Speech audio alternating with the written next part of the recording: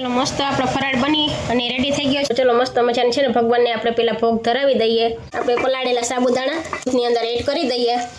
ચલો હવે લાસ્ટમાં આપણે એડ કરી દઈએ સિંગનો ભૂકો અને ધાણા ભાજી। Hello friends, welcome to my blog. અને બ્લોગની શરૂઆત કરતાં પહેલાં બધાને મારા બાપા સીતારામ। તો ઓલરેડી ઇવનિંગના 4 વાગી ગયા છે અને સવારમાં એક વિડીયો આપણે ફિનિશ પણ કરી નાખ્યો છે અને બીજો વિડીયો આપણે અહીંયાથી સ્ટાર્ટ કરવાનો છે। અને બપોરે જે આપણે ફરાળમાં જે બનાવ્યું હતું ને એ ફરાળી વાનગીનો વિડીયો ભાગ 2માં બતાવવાનો હતો, તો આપણે ભાગ 2 ચાલુ કરી દીધો છે। બપોરે છે ને મેં ફરાળમાં જે વાનગી બનાવી હતી ને એ વિડીયોને તમે એન્જોય કરો, ત્યાં સુધીમાં હું છે ને વિડીયો આગળ કન્ટિન્યુ કરું।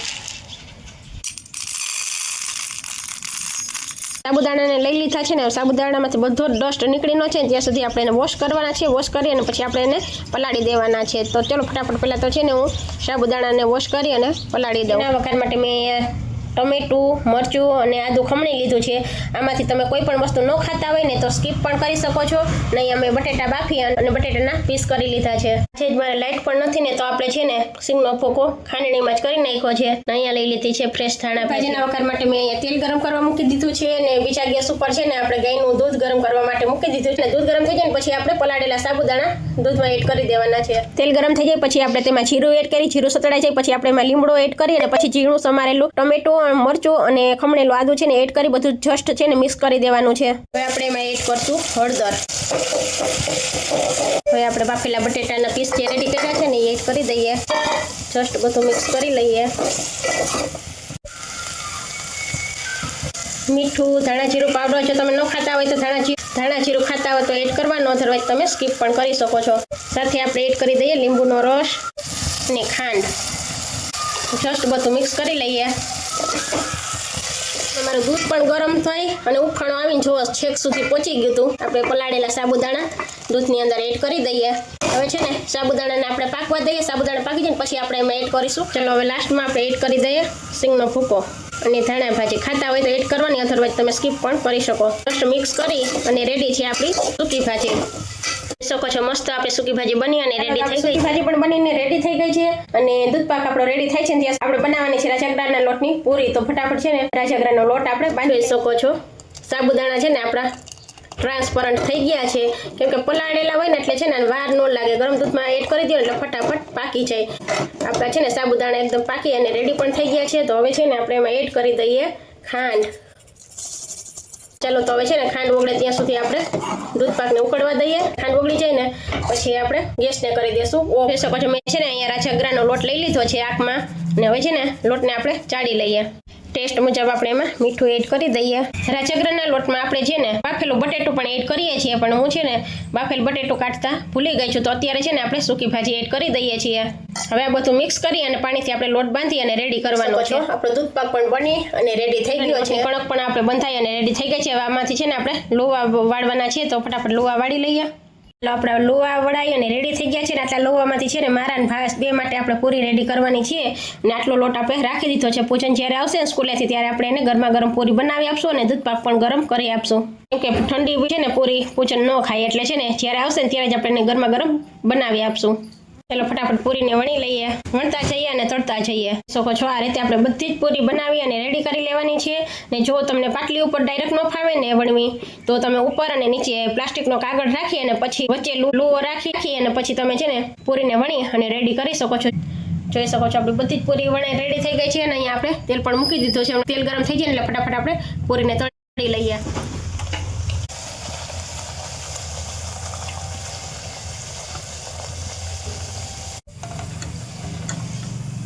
આપણો ફરાળ પણ રેડી થઈ ગયો છે અને મંદિરમાં મૂકવા માટે છે ને આપણે બધું રેડી કરી લીધું છે। એક દુકાનના મંદિરમાં મૂકવાનું છે અને એક પ્લેટ આપણે મૂકવાની છે રૂમના મંદિરમાં। ચલો મસ્ત મજાની છે ને ભગવાનને આપણે પેલા ભોગ ધરાવી દઈએ અને પછી આપણે ફરાળ કરવા બેસીએ। બસ હા ત્યાં રાખી દો, વાટકી નીચે રાખી દો ને। હા રહી ચા પોડિયા લઈ લો। હા બસ રેડી, ટીંકોરે વગાડી લ્યો।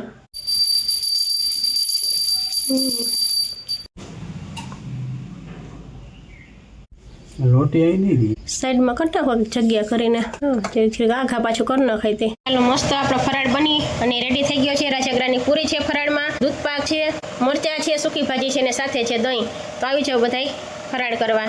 બપોરે છે ને ભાવેશ આવ્યા હતા પોણે છે. ભાવેશ આવ્યા ને ત્યાં સુધીમાં આપણે સૂકી ભાજી રેડી થઈ ગઈ હતી અને દૂધપાક પણ રેડી થઈ ગયો હતો.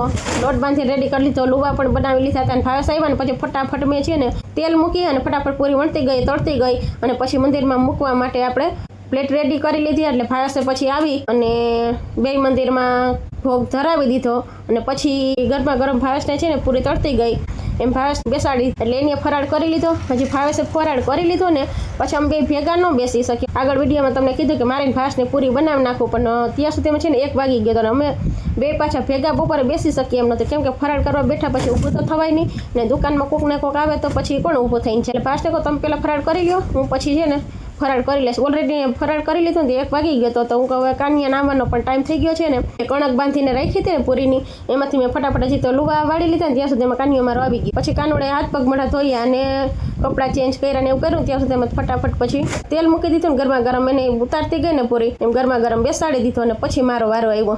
ફરાળને કરી લીધું ને ત્યાં સુધી એમાં 2 વાગી ગયા હતા. બહુ જ લેટ થઈ ગયું હતું. સાંજે હવે એકટાણું કરી લેજો, ફરાળનું કરીમાં સાબુદાણા વડાનું કરીશ ને તો રાતના પાછી ભૂખ લાગશે. હું કહું તો કે હા મમ્મી હાલ તો એકટાણું કરી લઈશ. તો કે મને તો સાબુદાણા વડા એ કે મને રોંઢા બનાવી દેજે. હું કહું તો હવે સાબુદાણા પલાળવા જ નથી તો હું છે ને રોંઢા અમે સુખડી બનાવીશ ને તો સુખડી તો ખાઈ લે છે. તો કે ના તો એ કે મને ચિપ્સ બનાવી દેશે એ કે. તો સૂઈ ગયો છે તો સારું છે ને, અત્યારે જે ચિપ્સ પણ બનાવડાવે. ગઈકાલના વિડીયોમાં તમને કીધું એમ કે મારે સુખડી પણ બનાવવાની હતી ફરાળી. સુખડીમાં એવું છે મારે ગોળ મગાવવાનો છે. ગોળ છે તો ખરો પણ એ આપણે ફરાળમાં યુઝ નથી કરવાનો. એટલે ને કાનુડીઓ મારો સૂતો છે, હવે એ જાગે ને પછી એને મોકલો ને તો ગોળ લઈ આવે ને તો આપણે ફરાળી સુખડીનો વિડીયો તો ઓલરેડી આપણે આમાં મૂકી જ દેશું. મુકાશે તો ટ્રાય તો કરશું, મુકાશે ને તો મૂકી જ દેશું. જો તો પછી ભાવેશે મોડે સુધી રાત્રે હશે ને મોબાઈલ જોતા હોય ને તો જમીન પછી એને નાસ્તો કંઈક ને કંઈક જોઈએ ને ફરાળમાં છે ને સુખડી હશે ને તો એને ખાવા થશે. ઓલરેડી 4:15 તો વાગી ગયા છે. સુખડી તો 5 જ મિનિટમાં રેડી થઈ જશે, પણ હવે ગોળ બાકી એટકું છે.